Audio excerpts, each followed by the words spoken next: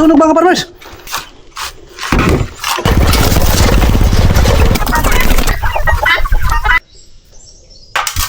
Maraming pagsubok. Ini-enjoy na lang namin yung aming mga problema dito. Sa magandang araw sa inyong lahat mga ka-farmers. Welcome na naman muli sa ating YouTube channel. Ito na yung araw na ating pinakaantay. Itong ating dala na hagdanan, hinihintay ito ng electrician mga ka-farmers dahil maglalagay ng wirings doon sa ating triangle house. Magdi-deliver din ng 3 poste. Yun ang ating gagamitin bilang poste. Papasok mga ka-farmers. 3 poste ang kinakailangan para sa ating wire.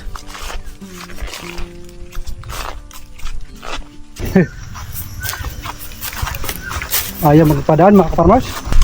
Nagmamadali ako dahil may sumisigaw doon sa may kalsada. Baka yun na yun yung tubo. Dito na nga mga ka-farmers. Wow! Lalay. Wow. Okay. Buelo. Lalay ka rin sa likod. Game.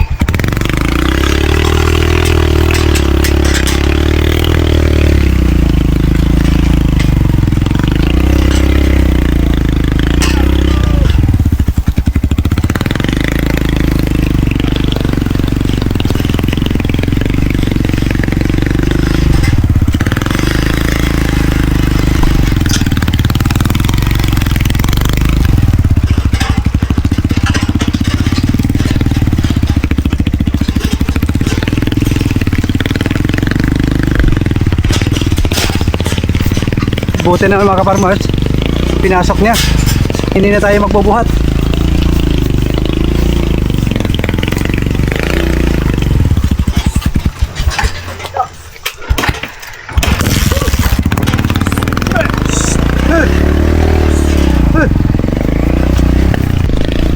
Ito na yung ating poste.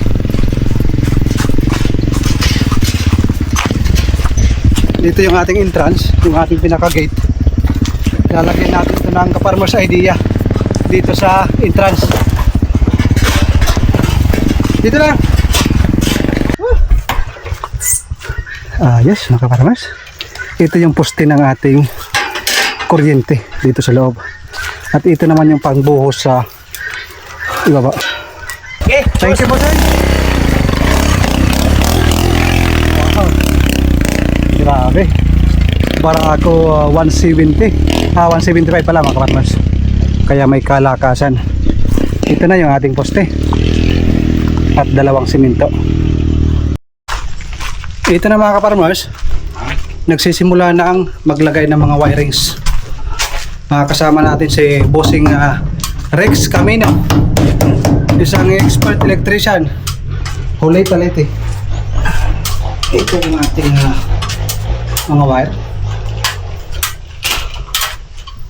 Nalagay na rin yung safety breaker. Sisilipin muna natin yung ating alagang manok dahil nakalabas daw yung isa mga ka-farmers. Baka makapunta sa kapitbahay at maagang makapag-harvest na tinula.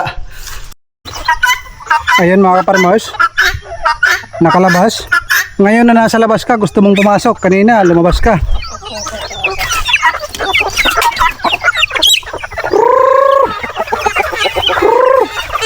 Mamaya na, pag mayroong pagkain, magbibigay tayo ng pagkain.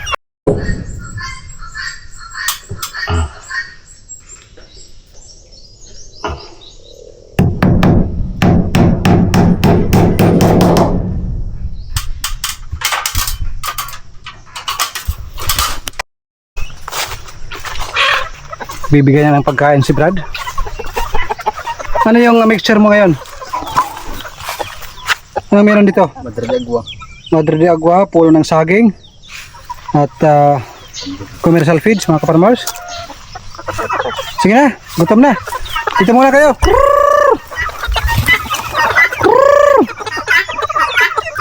Lalabas yan eh. Pag binubuksan yung pintuan, lumalabas.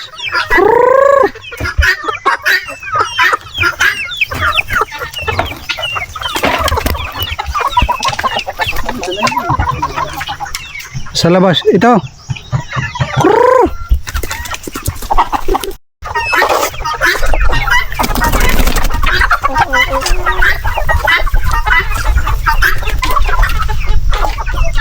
Sana yung isa. Papasukin natin.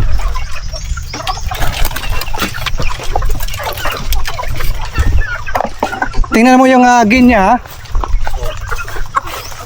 Papapasokin ko yung isang itim na manok.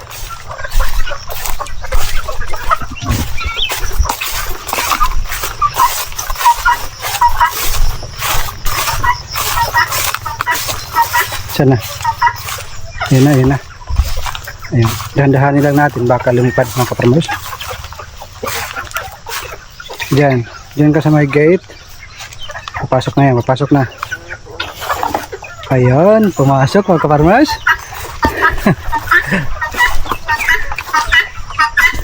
Pasok na.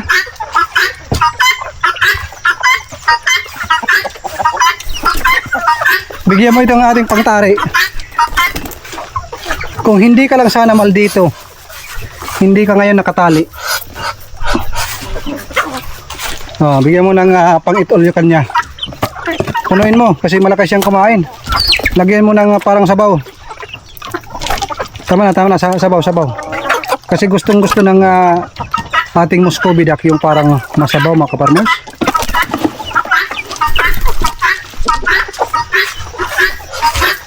Oh, dito.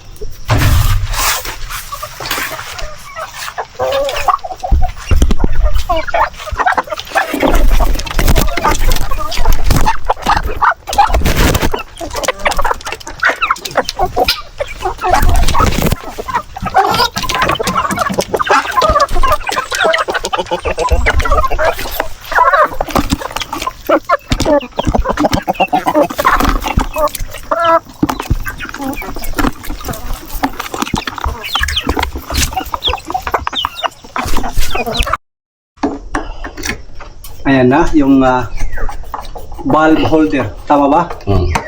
Nailagay na yung isa. Dalawa yung ilaw. Dito sa ibaba. Dito yung isa. Sa itaas mga kaparmers, isa din.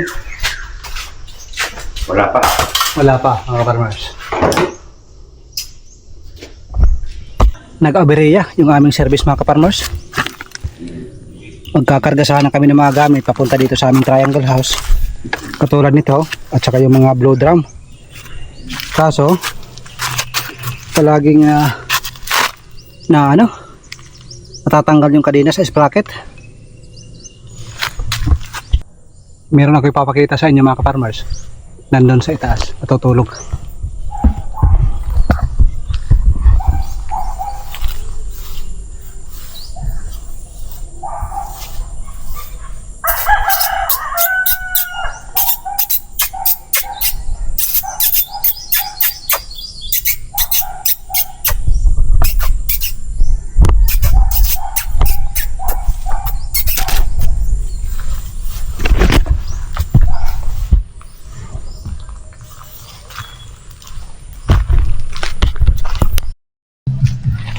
Ito na naman yung aming challenge mga kaparmers. Hahatakin yung aming dikagra.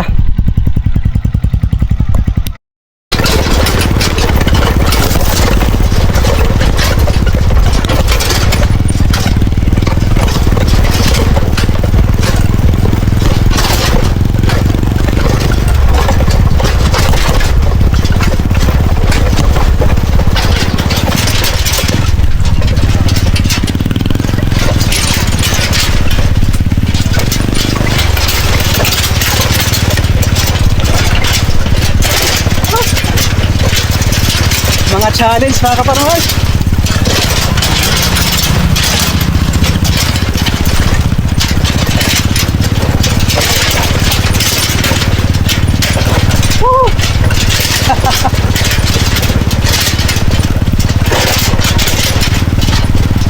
Sarap mamasyal mga kaparmers. Magbabantay sana kami ngayon ng nag-aayos doon ng electric. Nagwa-wiring sa triangle house. Walang bantay doon. Magpapaayos kami ng aming dikagra mga kaparmers.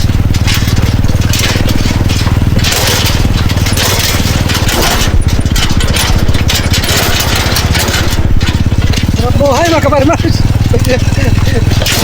Ini-enjoy na lang namin yung aming mga problema dito. Woo!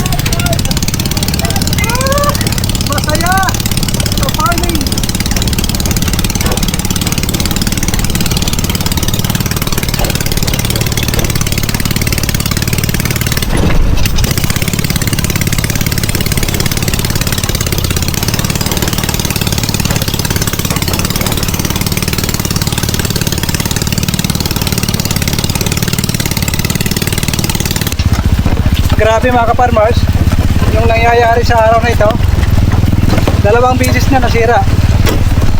Papunta doon, nung wala pang laman yung ating dikagra, nasira mga ka-farmers. Palaging natatanggal yung kadena. Pinaayos na namin mga ka-farmers. Ang nasira naman, yung lock, natanggal, nabali mga ka-farmers. Kaya notice kami, kailangan hatakin na. Ibabalik namin ito doon sa nag-ayos. Hindi na kaya ayusin mga ka-farmers kasi nabali. Kailangan talaga mapalitan. Ang dami pa naman ng aming dala. Meron kaming mga dalang drum. Itong aming solar panel at mga iba pa. Dahan-dahan lang Brad. 1-2 lang ang kambyo. 1-2 lang ang gear mo.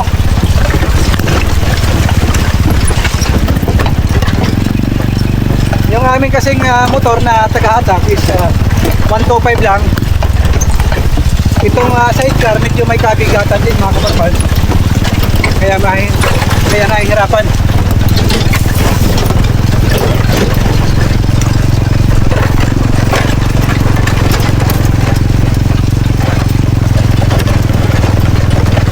Maraming pagsubok ang kailangan lampasan. Mamayang hapon, baka yung sasakyan na natin yung ating gagamitin sa paghahakot ng ibang gamit. Mamayang gabi, baka dito na kayo matulog.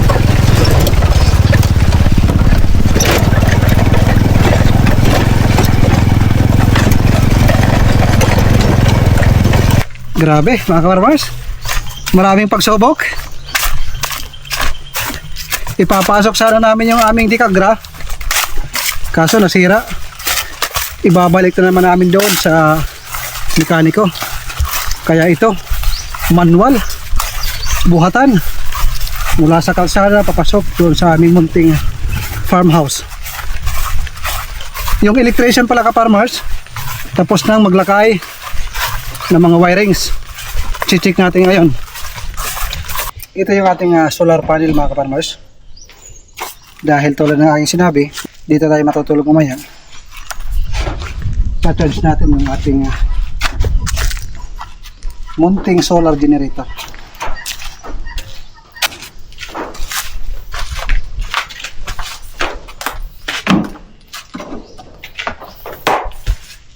Mga 3 months hindi ito na-charge mga ka-farmers.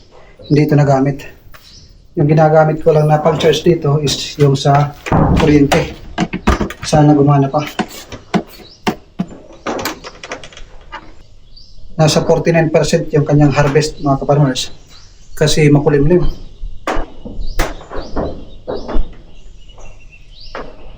Hindi pala mga ka-farmers. Ang kanyang battery ngayon is 49%. Titingnan natin hanggang mamaya. Ngayon is nasa alas 12 na. Kahit makulimlim, titingnan natin kung kaya makapag-full ang 200 watts na solar panel dito sa ating Thunderbox 300 light. Iiwan natin to. Pag mayroong kumuha, swerte ang makakuha dito. Sana naman huwag na masyado dahil pinaghirapan natin ang mga pirang pinambili dito. Takpan lang namin mga kaparmers. Diyan lang siya sa loob. Hindi naman siguro iinit yan kasi nagcha-charge lang. Okay. Then lalagyan natin ng lock. Ano bang magandang lock? Gusto ko yung lock, yung hindi mahirapan yung kukuha kung meron man. Pero kung wala, thank you. Abri. Sunog ba ka, Parmers?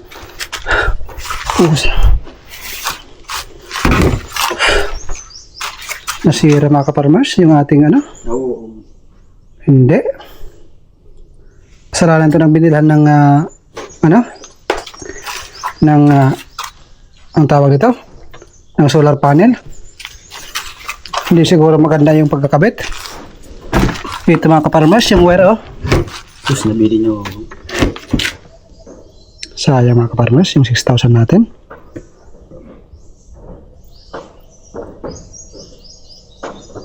Hindi kinaya mga kaparmers. May remedyo pa kaya ito? Gagamit pa lang nito. Sira tuloy. Sa wiring ito na nilagay nila dito. Kakapang lomo. Ang dami talagang mga pagsubok dito sa ating farm. Pero ayos lang. Kaya natin to. Tapos ang 6,000. Nga. Pero gumagana pa oh. Agana pa na. Nalulaya na. Tanggal. Gumagana pa mga kaparmers. Subukan mo nga. Isaksak mo nga. Saksak mo. Ilaw pa mga kaparmers ha. Gumana pa. Tanggalin mo nga. Kasalanan to ng ano. Yung binilhan natin ng solar panel. Yung pagkakabit nila ng parang pagtusok dito. Hindi siguro maganda. Heha. Bibili tayo siguro ng bago. Puputulin lang dito. At saka yung parang female socket. Ano bang tawag dyan? Pa-comment na lang sa mga kaparmas natin na nakakaalam. Ang pangtusok. Para makapag-charge sa solar. Sayang mga kaparmas. Ay, kaparmas. Ito, ano bang tawag dito mga kaparmas? Ito yung nasunog, yung wiring doon.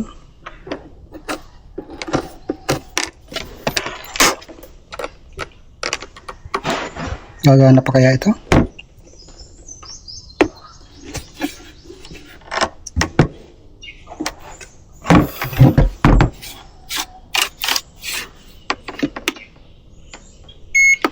Gumagana pa oh. Lumalaban pa mga kaparmers. Oh, ayos pa. Gandahan dito kahit maliit lang, kaya mag-extend, magdugtong ng isang battery para mas lalong lumakas pa yung kanyang battery or tumagal pa yung kanyang battery. Sana maging okay pa ito. Nangitim. Buti nandito pa tayo. Kung nakaalis tayo, sunog ito lahat. Lahat ito mga kaparmers, sunog to kasi umuusok na. Iwan ko baka ito pang bahay na sunog lahat mga kaparmers kung kasi umuusok na eh. At saka maraming gamit dito mga kaparmers oh. Kung masunog itong plastic na ito, itong blue na plastic na ito, sigurado sunog yung ating bahay. Buti na lang, nandito pa tayo nang nangyari. Lakas magkarga. Sayang. Mumurahin siguro yung nilagay. Kasi bumili ako nito mga ka-farmers, nasa Qatar pa ako. Pati yung solar panel natin, nasa abroad pa ako. Kasi si Mrs. nauna dito sa Pilipinas. Sabi ko, bumili ka na para pagdating ko dyan sa Pilipinas, meron na. Siyempre si Mrs. hindi naman alam. Sinabi na okay naman yon. Kaya, ayun. First time natin ginamit at sinarge sa solar. Palagi lang natin itong sinacharge sa kuryente.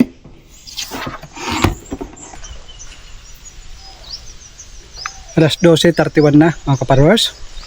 Uwi muna kami. Hinang-hina na kami dahil wala pa kaming lunch. Sa araw na ito, grabe yung mga pangyayari. Muntikan na masunog yung ating triangle house. Kung umalis kami na nangyari yon, sigurado sunog yung ating triangle house. Kasi umuusok na eh. Tapos masusunog yung blue na drum. Lalaki yung apoy nun. Kasama na yung sahig. At pupunta sa mga kahoy mga kapatmers. Thank you Lord na hindi mo kami pinababayaan at napipigilan yung mga ganyang pangyayari. At dalawang beses din kami nasiraan ng motor. Ngayon ipapaayos na naman namin. Sana maging okay na. Di kami susuko mga kaparmers. At kami po ay nagpapasalamat sa inyo dahil nandiyan kayo at sumusuporta. Lalo na sa ating mga kaparmers na positive ang mga comment. Talagang napapatindig ang aking balahibo pag nababasa ko ang inyong mga comment. Hindi man ako makapag-reply isa-isa. Ako ay pagpasensyahan nyo na, pero taos puso po ako nagpapasalamat sa inyo. Hanggang dito na lang muna. Kami muna ay uuwi. Babalik kami mamayang hapon. Kami muna ay magla-lunch dahil kumakalam na yung aming mga lalamunan.